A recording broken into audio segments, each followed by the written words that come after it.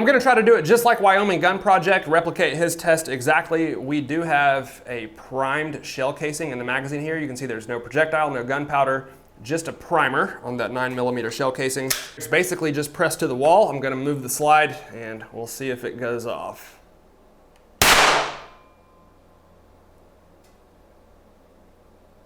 What's going on, everybody? Welcome back. We are going to be talking about the Sig P320 today. I am filming this video in the studio, so I apologize if the audio is not great. I don't film in here very often, but I think this topic is kind of urgent and I want to get this video out to you all. So, I'm sure you've all heard of the controversy that's surrounding the Sig P320 right now.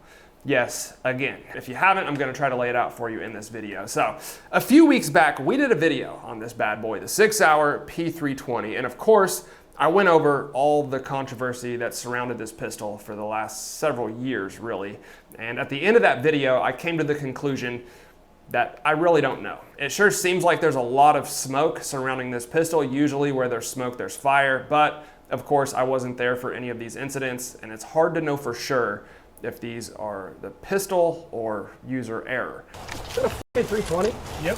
Well, over the last couple weeks, things have kind of changed a little bit. So, first of all, a Sig P320 killed a guy. Yeah, I believe he was an Air Force sergeant. Apparently, he took his pistol off his hip, holster and all, sat it on the table, and when he sat it down, it went off, and unfortunately, he did not survive.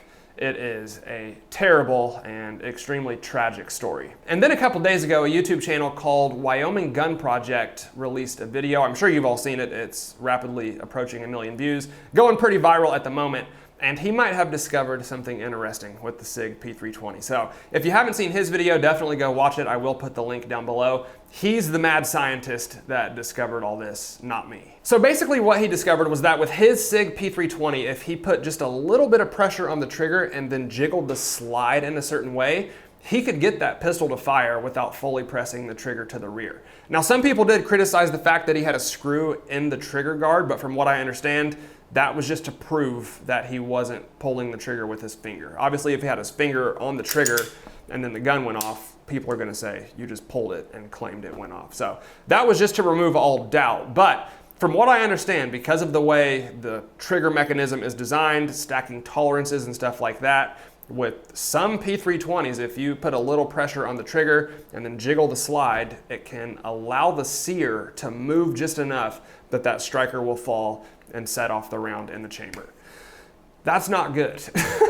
I don't care what excuses people make, your pistol should not be able to go off unless you fully press the trigger to the rear. That's like the biggest safety feature you got. So we're gonna try it with mine and see what happens, mainly because I'm extremely curious about this, but also just to add to the data. If it happens with mine, we know his wasn't a fluke. If it doesn't happen, then we know that this one's at least a little bit safer than his. Again, I'm not a gunsmith, not claiming to be an expert. If there's a logical explanation for this, let me know in the comments. But so far, I don't think any other manufacturers are having these claims made about their pistols. So we're gonna see if it goes off. And honestly, I'm hoping it does not. Now, according to him, one of the biggest contributing factors of his pistol going off was the amount of play that the P320 has in the slide. You can see how that slide does move up and down a good bit. His actually moved quite a bit more, I've gotta say. And so far, I have not been able to get it to happen with just using my finger. But if I grab my Glock 19 here, you can see, I mean, there's literally no play.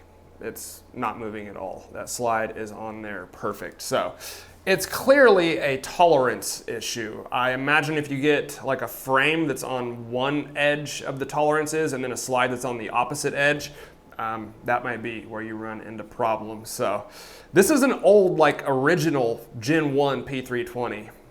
And I think it was one of the ones that was recalled for a new trigger and it's never been sent back. So this thing's like double dangerous. We're gonna see if we can get it to go off. I'm gonna try to do it just like Wyoming Gun Project, replicate his test exactly. We do have a primed shell casing in the magazine here. You can see there's no projectile, no gunpowder, just a primer on that 9mm shell casing. It's going in the Sig P320. And we had a malfunction. That's what I expected. All right, that primed shell casing is chambered in the Sig P320. And he used a screw. I'm gonna use this little red thing and put this in the trigger. I mean, you can see how small that is. It's probably less than a millimeter. I really don't know. But we're just gonna put it in that little gap in front of the trigger, just basically to get it to the wall so you guys know that I'm not, adding any more pressure with my finger. God forbid if it does go off. So I am actually gonna put on ear pro for this because I don't know how loud this primer is gonna be, and I'm in a little bitty room, so. Let's see if we can get this thing inside our pistol. All right, I've got our little piece of plastic wedged in the trigger right there. It's basically just pressed to the wall. I'm gonna move the slide and we'll see if it goes off.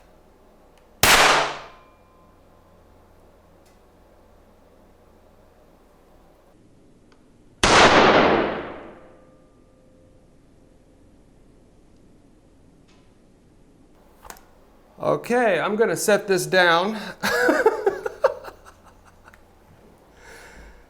What? Definitely didn't expect that.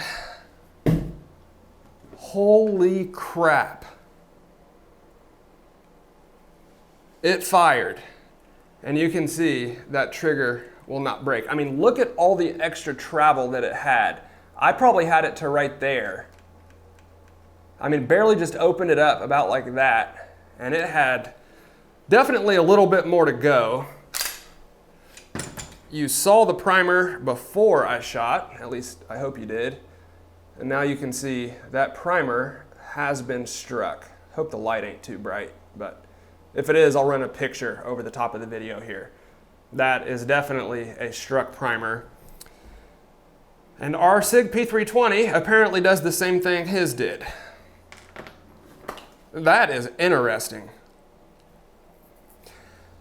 I would say I would try it with my Glock 19, but there's literally no movement in the Glock. Like, there's no way it could happen with the Glock because the slide doesn't move enough to allow the sear to fall and push the striker forward. So, obviously it's not gonna happen with the Glock. I don't think it would anyway. I got hollow points in that, so probably shouldn't do it with the Glock, but yeah, this is definitely an interesting issue. Huh. Well, I don't know what any of this means, but the play in the slide combined with slight pressure to the trigger is definitely a factor. I'm a little bit reluctant to go full scorched earth on Sig because of the pressure on the trigger. Don't get me wrong, I don't think it's right, and I would never give them an excuse, but I'm not a gunsmith. I don't know how these things are designed, and I don't think in a proper holster you should ever have pressure on the trigger. So I still don't think this all the way explains some of these incidents that we've been hearing about, unless maybe some of these pistols are so out of spec that you don't have to have that pressure on the trigger and just a little bit of movement on the slide is enough to set them off. With this one, you definitely do. I could put a live round in here and jiggle that slide all day long and it's not gonna go off. You do have to press the trigger just basically up to the wall to get that to happen. And I still can't believe that even happened. That was crazy. Again, no excuses. I'm definitely not here to cope for Sig or give them a pass on this. I just don't know quite enough to fully go scorched earth like I want to. But all I do know is I don't like that at all. I definitely don't want to increase my chances of having an ND, and it appears that that's what happens when you carry a Sig P320. So that's all I needed to see. The pistol will fire without the trigger being fully depressed.